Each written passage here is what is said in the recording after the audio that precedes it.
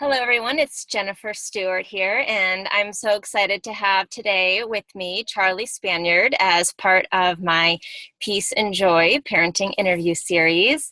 So, Charlie has quite an interesting background. I'm excited to have him speak with you guys today. He started out as wrestling in high school, and when that career didn't quite go the way he was hoping to, he decided his next move would be to teach Spanish to high schoolers.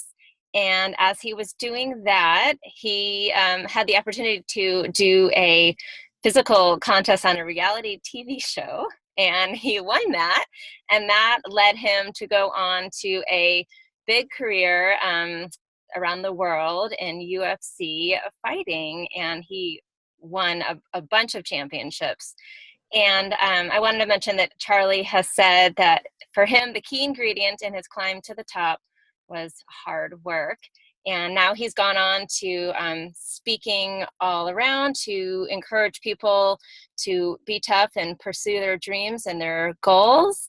And he also has a podcast motivating people to be lifelong learners. And I'm just excited to have you here today, Charlie. How are you doing? Oh, it's my pleasure. I appreciate it. I'm doing well, and I like the hard work thing and the lifelong learning is really what after, I'm 37, so I started wrestling when I was 8. At the end of that, where I am currently is kind of, it all boiled down to that idea. Yeah. And the fact that the idea that you mentioned toughness there, most people think of tough as like for a fighter or a football player or like a rah, but really it's something that is very attainable, but it's active and you need to work hard to get it. Sure. No, definitely. And one of the things that I'm excited to chat with you about is I feel that in our current environment with kids that a lot of times they're so used to getting immediate gratification with everything, especially with all the video games that are out there. And I find, currently I'm working a lot with younger children and their parents, that these kids are, at any time something doesn't work out right away, whether it's something simple from climbing up the slide at the playground to tying their shoes to learning to read, they just want to give up because they're not getting that immediate little gold star as they would on the Yeah. video game or whatever. So I don't know what you could say to kind of help kids. Yeah. With that idea, so I have a 4.5, a soon to be 5 and soon to be 2, a daughter and a son. And, I'm around other people a lot. I used to be a teacher. My wife's a teacher. I come from a family of teachers. And I hear it from my wife and her school or the surrounding community about that lack of resilience, lack of toughness. And when I'm around other families with my kids, I almost feel like, oh, I'm really hard, I'm really tough on. But it's like, no, I feel like I'm just how I'm supposed to be. But the bar that everyone else has set is so low. And, respect for me is huge. Just respect for everything, your house, your toys, people, the earth, the food. It's very big to me. And yeah, like you mentioned, it's almost like a lot of young people today just lack almost like a fundamental part of their DNA that's just evolving out of them, the ability to deal with something tough or the idea of delayed gratification. Sure. Yeah. And I think then parents become confused, is it mean if we try to make Mm-hmm. our child push through something that's hard? Yeah, definitely. So I don't know how do we help kids develop through that? I know part of you're doing a podcast now with that to try to reach kids. Yeah. So with me, with what I do, and granted, I have a 5-year-old and a 2-year-old. So it's not like I'm a professional parent. Yeah, I'm but a you're in the pretty, trenches then. I mean, I am in the yeah. trenches. Yeah. But the way I do it, there's varying levels of it, but a lot of people will put out like, I never help my kid and I beat him in everything we do. Right. I don't quite feel that way. Right. Like, I'm going to Just like, squash there's, them. yeah, no, like I'm going to give a little bit here and there. We were playing a game of Uno with friends a couple weeks ago. And I was like, it was fun. It was a fun game, but I was like helping my daughter win. Right. Uh-huh. So, there is that give and take.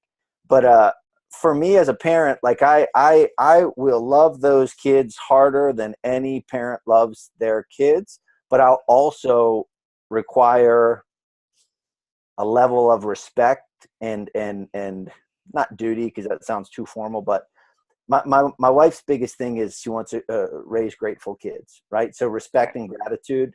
So like, I'll love you and have more fun with you and spend more time with you. But the other side of that is I'm going to, make sure respect and gratitude are part of, or just ingrained into their lives. Yeah.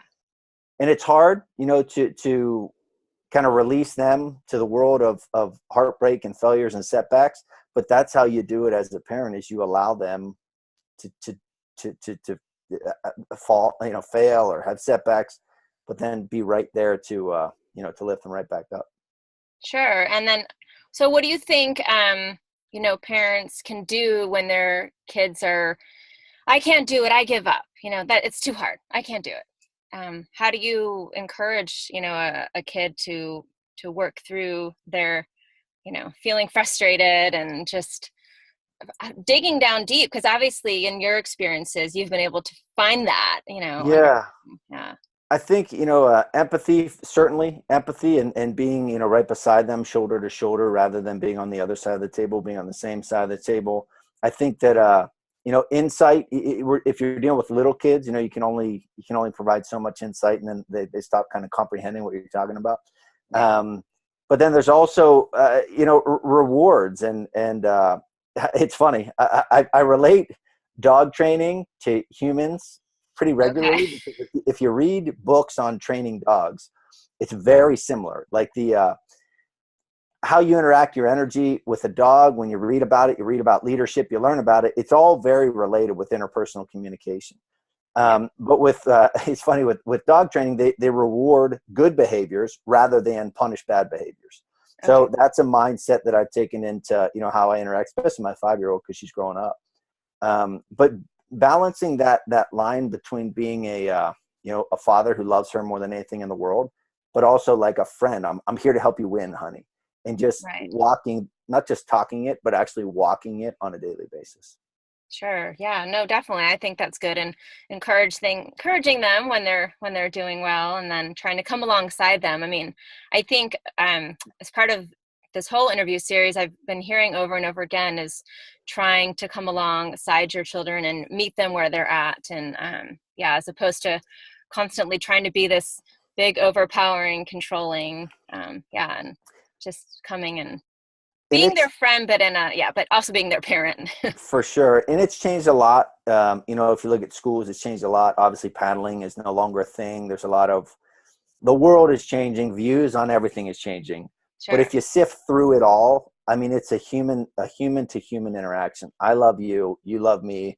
I'm trying to help you. It's going to be hard. But at the end of the day, like, that being the underlining message of your relationship with your kid. Sure. Yeah, no, definitely. I know with the kids that I work with, we are always trying to encourage them to, okay, you can do it, and have them just keep trying at least. And then obviously there's a point where they might need a hand that day, but maybe the Yeah. next day they can push just a little bit harder and get to overcome whatever it is they're struggling with. So yeah, just keep encouraging them to grow. So, and then how do we encourage, I guess, confidence in kids? What's your thought on that? So I read a book, and it was the first time it was presented to me. So I've battled with self-confidence my entire life. So I was a You really wouldn't good know that. athlete. Yeah, you wouldn't think You're it, but I do. I do. I was a good athlete, and I got good grades, right? And I was cool and popular. But like, in my heart of hearts, I was always doubting myself. And it sure. was just something that over time I just dealt with. But I read a book, and it talked about this idea of, feelings versus actions, right? Okay. So how are you feeling? We present everyone, how are you feeling? I'm good, I'm bad, I'm sad, I'm whatever you are, right? But then the Sure. book presented this idea of your actions then determining how you feel, right? So Okay. if rather than thinking, how do I feel? Think more like, what am I doing, right? So I got up this morning, I went to the gym, I busted out a tough workout. I feel like $1,000,000, right? Nobody can beat me. I'm going to win, etc. So the actions, right? So how do you instill confidence? You don't just sit there and say you're this, you're that. Yes, that's helpful. It's compounding, etc. But actually making them do things, a sense of accomplishment, a sense of achievement, achieving a goal, putting a thing together sweeping the floor, mowing the grass, like all these little things have intrinsic rewards that kids will start to feel goals, accomplishments, achievements. That creates feelings inside. Like, so those actions create those feelings inside. So, anytime I can provide a win for my daughter or my son, like setting something up properly so that they can experience a small victory, Sure. builds confidence over time. And I think that action, focusing on action, how you take care of yourself, you exercise, what you eat, all of those actions create feelings. And if you listen to, I read books and I ask questions. I study the most successful, intense, smart people. And it really comes back to simple actions that then foster the feelings.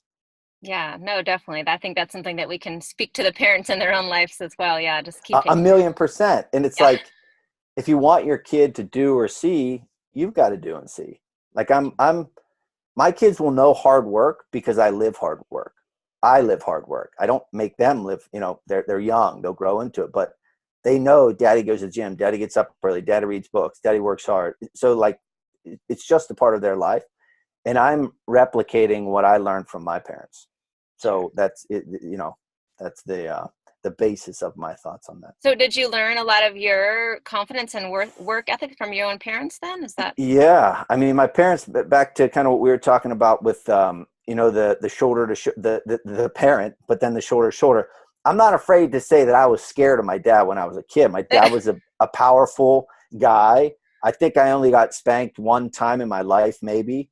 But like, I knew you don't mess with dad, right? So there's a certain level of respect.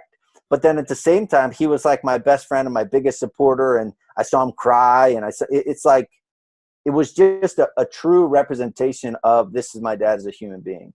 And, Yeah. I saw him, I saw my mom. They were there to never push me, but support me. Look, I went from being a junior high Spanish teacher to a professional fighter, and my Right. parents supported that process. So Okay. they know support, and I've had my heart broken 1,000,000 times in athletic competitions. They were always there to pick me back up. It wasn't a show. It wasn't a get out of here, kid, go. It was let me cry it out, let me figure it out, and then be there to help me regroup. Oh, I think that's a great message so that parents can take that to heart. So being alongside of side of you and encouraging you and being there for you when things were easy and not so easy was definitely Exactly. helped you That's develop that. Yeah. Yeah. It's like, and I equate this to athletic competition anyway. When I would fight, you would fight every couple months.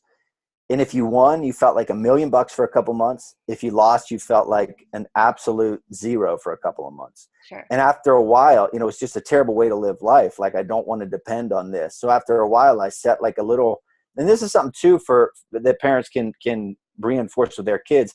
I would set like a self-induced timeline. So I'd give myself a week to 10 days. After every fight for a week or 10 days, I'm either king of the world, feeling like the best of the best, right? I'm going Yeah. to eat food. I'm going to stay out late. I'm going to do whatever I want, sleep in. But then after that 10 days is up, it's back to work. If I Okay. lost, I would cry, and I'm a grown man, and I would cry, and I'd feel bad, and I'd this and I'd that. But after that 10 days, boom, you're back on the horse. So maybe you can do that with your kids. Like, don't run from the fear. Don't run from the sadness. Rather, get it out, establish this is the end point. Let's move forward. Yeah. No, I like that. To like talk about what happened and then figure out a plan, yeah, for the future so you don't keep dwelling The, on what happened. Yeah. for sure. And the my thoughts as a parent, it sounds silly, but a lot of it is deriving from having fought at a high level. And when you fight and you get knocked out on TV and 1,000,000 people are watching, everyone makes fun of you on social media, and you're like the butt of every joke ever, and every kid comes up to you and says, "Is this you?" and holds a clip of you getting knocked out on TV. It just, it really, really, really, really stinks. But on the other side of that really stinks is like, oh, I can get through it. Great. And then the world just kind of opens up, and it doesn't seem as daunting and scary anymore. Yeah. Yeah. No, that's true.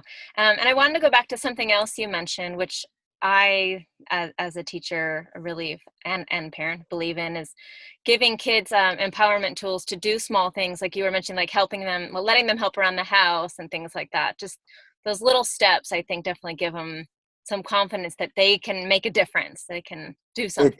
It does, and it's empowerment, it's self-worth. And if you watch, I'm fascinated. I've gotten really, I've taken this parenting thing and like just become fascinated with discovery and imitation. I mean, when your kids are born, they look at you and they do what you do. Yeah. They pick up a little stick and pretend it's a broom, or if you jump, they literally imitate everything you do. So Sure. if you take that further, what are you doing as a parent? What are you doing as an adult? What are your day? Because your kids are still watching you. So if you never lose sight of that and you always live, like my show that I have a podcast, right? And it's daily. And the show is basically a guide for my kids to follow when they're older, right? And Oh, I like that. it's like, it's a way for me to talk to them. It's a way for me to talk to me. And it's a way for me to talk to the audience who's listening. But it's like they'll just do. So how are you living daily? Because you're being watched. Right. Sounds kind of creepy. That sounds kind of creepy, but by your kids.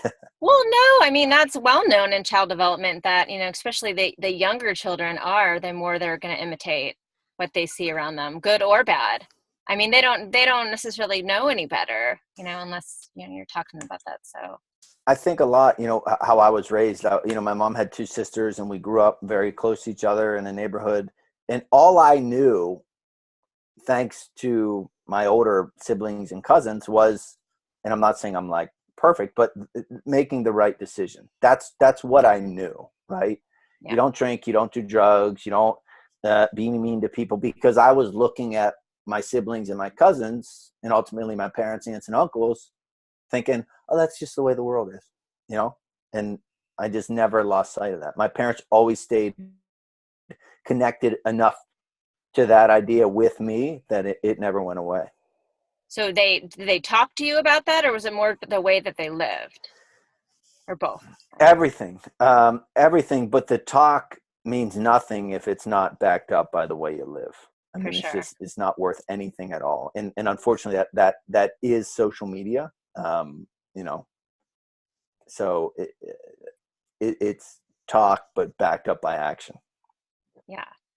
And I wanted to touch on today too. I know one of your focuses now is encouraging people to be lifelong learners by reading and really, taking away whatever we can from each different, person's perspective and, applying that to our life. So how can we encourage kids, to enjoy reading and doing that sort of thing? Yeah, so it's funny. I have a series on my show. I'm actually going to record it after we hang up here, but it's called AMX Kids. Okay, so a series on my podcast is called AMX, and basically AMX. It started out as a way to offer people 8 minutes. I record an 8-minute episode. So if you're a high achiever, if you're a goal pursuer, here's 8 minutes, motivating, inspiring, educational to start your day. Yeah. So AM Excellence is the name of it. But what AMX has developed into, the term itself, it basically just means to read something, to watch something, and extract the learning point from that thing, a book, a documentary, etc. So AMX Kids is a series I started where I read middle school age books and I extract these life lessons. Yeah. So I'm looking through all these so the first one I did was Hatchet. I just did Breadwinner. And I'm looking through all these books to choose from, kids' books. And it dawned on me as a 37-year-old, wait a minute, these books have life lessons. These stories are about life. Like, I never knew that. When I was a kid, it was like, where the red fern grows, I don't know, or Hatchet. I was like, oh, a hatchet, But now as an adult, it's like, it's life lessons. Sure. So the way that I'm encouraging reading, kids look to people they think are cool, right? Fighters, kids think are cool.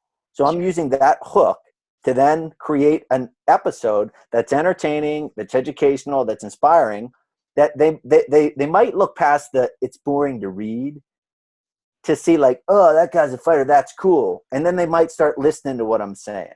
So the way I'm doing it is by taking these books that they think are boring and presenting them in a fun, neat, exciting, very relatable way. Outside of school, because they naturally think of school as, oh, this is boring. And my hope is, right. my hope is that teachers, educators, parents will take these audio recordings, listen to them sitting in a room or riding a bike with their young people and talk. Because at the end of the day, it's simply about talking, because you're going to get all the kids, right, are going to get all that stuff, those fears and limitations and inhibitions and confusions out of them. It's like when you start to have a conversation with someone, you forget, I mean, especially podcasts. I mean, I'm talking to you free. I'm not considering everything I'm saying. I'm talking. So these kids kind of, it's like something happens where you just forget the parameters and you just start talking. And when you can get a kid to start talking, that's when you can really start to make an impact. Sure. No, and I think that's another really good point in general for parenting then is anytime that you can be with your kids so they'll be open to sharing about their life with you, whether that's in the morning or at dinner and evening or going for a walk or whatever. No, I think that's definitely very important. Yeah, that open line of communication with my parents, especially my dad, probably because I'm a boy and he's a man. You know, I was a boy and he was a man. But any like questionable thing that I did, I pretty much would go to my dad and say, Dad, I think I'm going to do this thing.